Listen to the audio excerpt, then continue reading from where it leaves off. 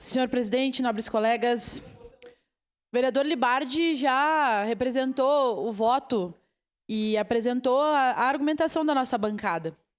A bancada do PCdoB sempre deixa nítido o que pensa e, para nós, o interesse público sempre deve prevalecer em detrimento do interesse privado. Portanto, nós olhamos para uma situação dessa, a vereadora Aldonei comentou, o vereador Sandro Fantinel também falou, a vereadora Sandra sempre traz o assunto do interior.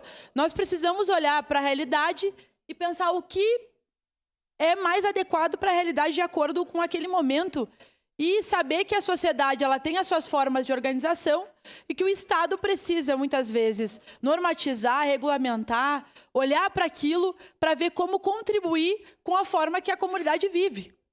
Portanto, o objetivo e a fala do vereador Libardi trouxe exatamente isso. Nós estamos aqui nos preocupando com o interesse público. Muitas vezes a realidade, muitas vezes a forma como as coisas acontecem, os serviços, não é o ideal, não é aquilo que nós gostaríamos. Várias vezes a gente vem aqui e debate a concepção de Estado, a concepção de serviços, como que a gente acha que as comunidades deveriam se organizar, qual o tipo de serviço que a comunidade deveria ter acesso, e muitas vezes não é aquilo que a gente gostaria.